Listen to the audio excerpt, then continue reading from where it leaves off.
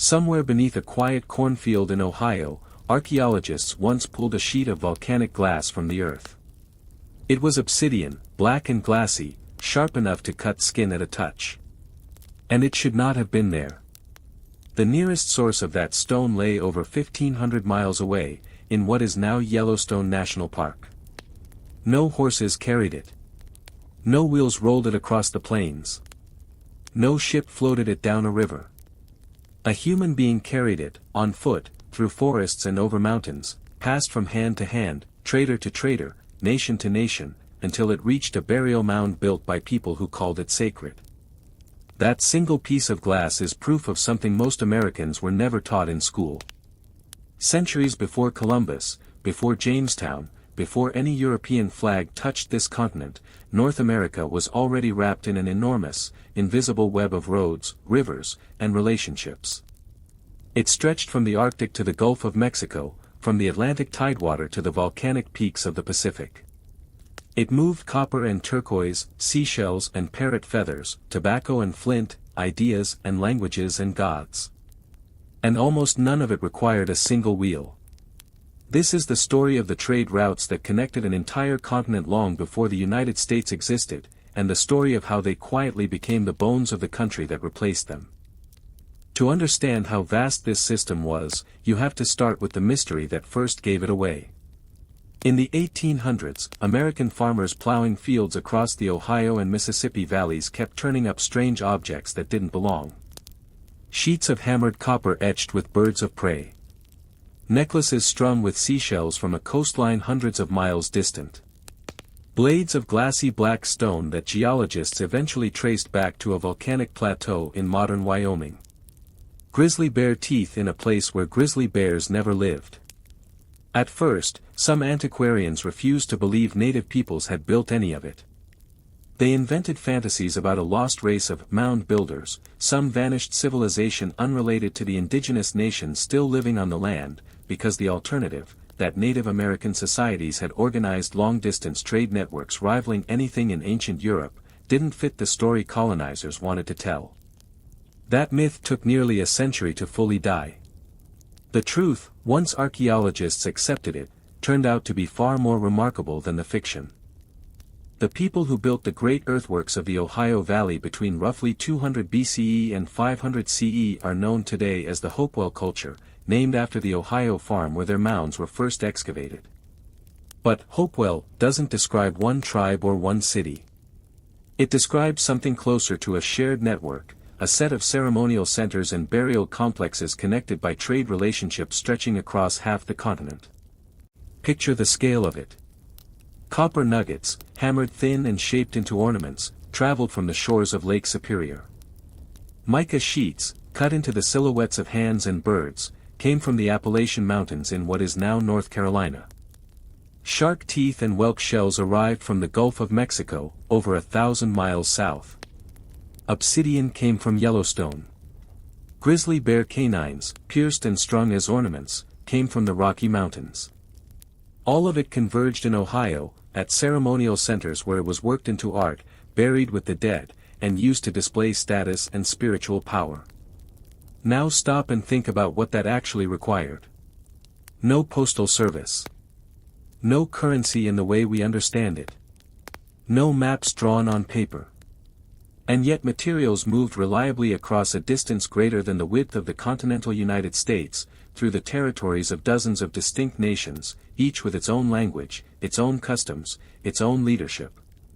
How did that even work? The answer is that trade in native North America rarely moved the way European trade moved, in one long unbroken journey from source to destination. Instead, it worked more like a chain of relay runners passing a baton. A trader in the Great Lakes region didn't personally walk to Yellowstone. He traded copper to a neighboring nation to the west, who traded it further west, who traded it further still, sometimes over the course of years, sometimes over generations, until it reached people who could exchange it for obsidian, which then began its own long journey east. Down at the local level, that meant hundreds of individual transactions. At the continental level, it meant a single item might pass through a dozen different cultures before reaching its final resting place. This wasn't primitive. It was, in its own way, an extraordinarily sophisticated logistics system, built entirely on trust, diplomacy, and shared protocols for how strangers treated one another when they met at a trading ground. And those trading grounds were everywhere, if you know where to look.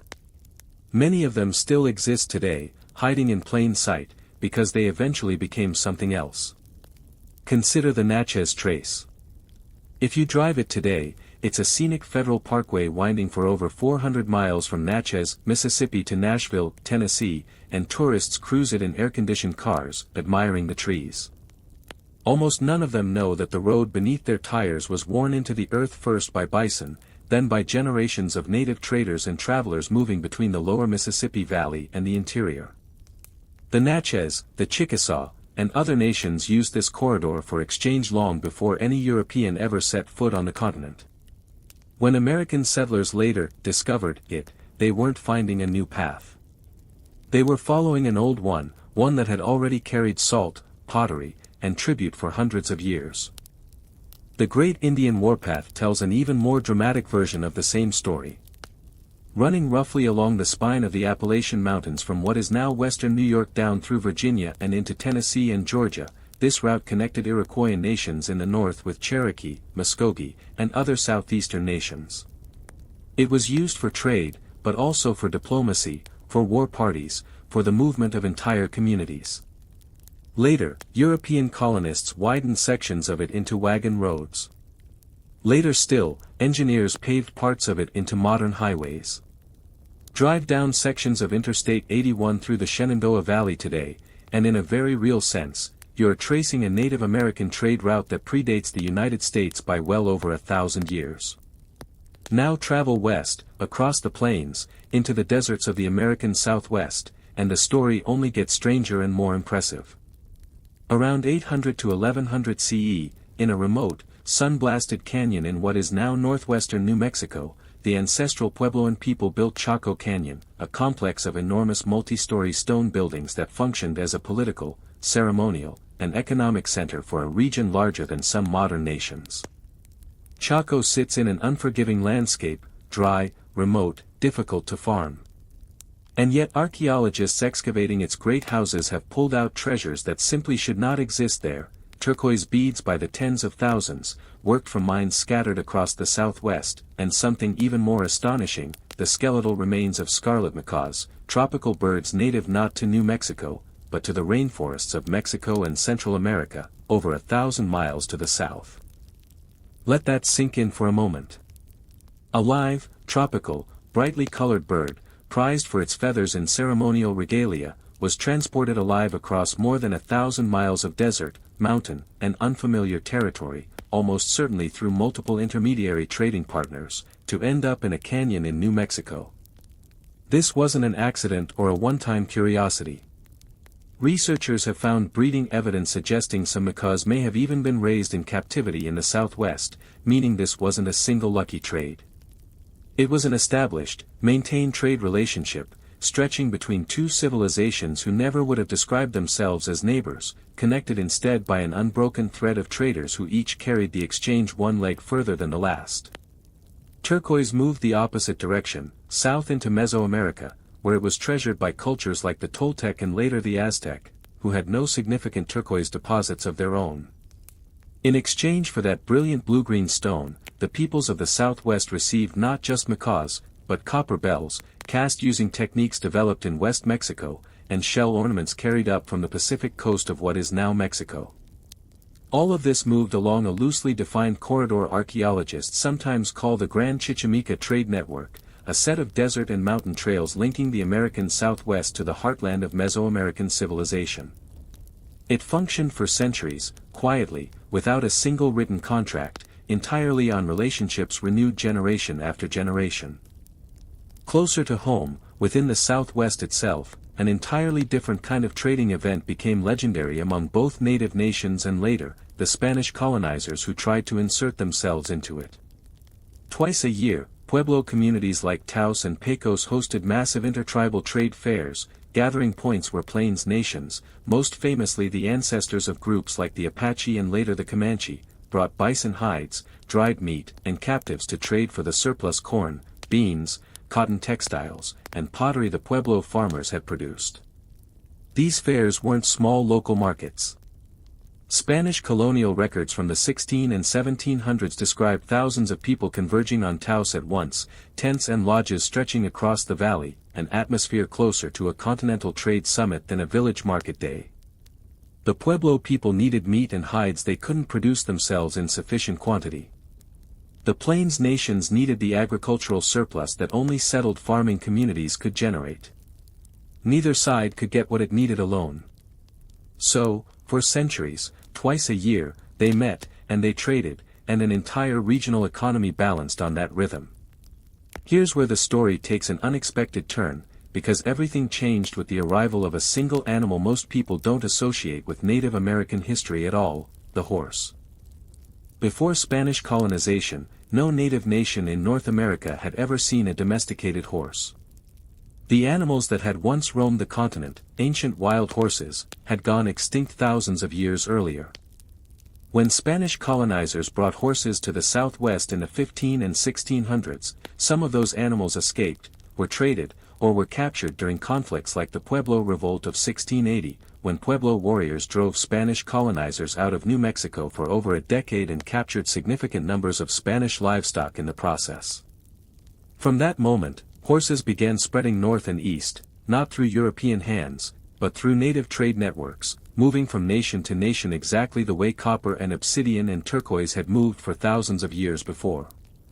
Within a remarkably short span of time, horses reached the Comanche, the Shoshone, the Lakota, and dozens of other Plains nations, arriving decades before most of those nations ever had direct contact with a European colonist. The effect was seismic. Nations that had once hunted bison on foot, using dogs to drag small travois loads across the grasslands, suddenly possessed an animal that could carry a rider at speed for miles, transform hunting efficiency, and completely restructure military and economic power across the plains. The Comanche, in particular, used their mastery of horse culture to build what historians now describe as an empire, a term not used lightly, controlling vast stretches of territory across the southern plains and dominating trade and diplomacy with rival nations and later, with Spanish, French, and American colonizers alike. And notice what this means. The horse trade is often taught in American classrooms as something Europeans gave to native peoples. But the actual spread of horses across the continent happened almost entirely through pre-existing indigenous trade networks, the same relay systems that had carried copper and shell beads for thousands of years, simply adapted to carry a new and transformative kind of cargo. Trade routes didn't only move objects. They moved language, religion, art styles, technology, and information faster than most people today would ever guess possible for a world without writing systems or wheeled transport across most of the continent. When French traders finally pushed into the Great Lakes and Mississippi Valley regions in the 16 and 1700s, they were startled to discover that a simplified trade language, built from a blend of Algonquian vocabulary, already allowed communication across dozens of otherwise unrelated native nations. Similar trade languages, often called pidgins by linguists, developed independently in other regions, including Mobilian jargon in the southeast, built primarily from Choctaw and Chickasaw vocabulary, and later Chinook jargon on the Pacific Northwest coast. These weren't formal languages taught in schools. They emerged organically, the way any functional trade language does, out of pure economic necessity, because when your livelihood depends on successfully negotiating with strangers who don't speak your language, you find a way to communicate, and you find it fast. Speaking of the Pacific Northwest, that region deserves its own chapter in this story, because it developed one of the most distinctive and least discussed trade systems on the entire continent, the grease trails. Along the rugged coastline of what is now British Columbia and the Pacific Northwest, indigenous nations harvested a small, oily fish called the eulachon, sometimes nicknamed the candlefish because it was so rich in oil that a dried fish, fitted with a wick, could literally be burned like a candle. Coastal nations rendered eulachon into a thick, nutrient-dense oil, prized as both food and trade good, and carried it inland along a network of footpaths that came to be known, quite literally, as grease trails. These trails cut through some of the most difficult mountain terrain in North America, connecting coastal fishing nations with interior nations who had no access to the ocean and desperately wanted the fat and calories that Yucatan Greece provided, especially through harsh winters. In exchange, interior nations offered furs, obsidian, and other inland goods. Some of these grease trails were so well established and so heavily used over centuries that, generations later, colonial surveyors mapping routes for railways and highways through British Columbia's mountains simply followed the same paths indigenous traders had already worn into the landscape. Back in the eastern half of the continent, the Great Lakes region ran its own remarkable trade specialty for thousands of years before Hopewell even existed: copper. Along the shores of Lake Superior, indigenous peoples were mining native copper, extraordinarily pure copper that required no smelting, as early as 7,000 years ago, among the earliest metalworking traditions found anywhere on Earth. Archaeologists call this early tradition the Old Copper Complex. Long before Egypt built its pyramids, people around Lake Superior were pounding raw copper into tools, weapons, and ornaments, and trading it outward across the continent. That same copper source, still being worked thousands of years later, is part of what eventually flowed south into Hopewell's ceremonial centers in Ohio. A single natural resource, deposited by glaciers ages before any human walked the continent, ended up connecting cultures separated by thousands of years and 1,000 miles, simply because people kept finding value in it and kept finding ways to move it. And then there's the story of shells, perhaps the single clearest proof of just how far these networks reached. Marine shells from the Gulf of Mexico and Atlantic coasts, particularly whelk and conch shells, have been found in archaeological sites deep in the continental interior, thousands of miles from any ocean.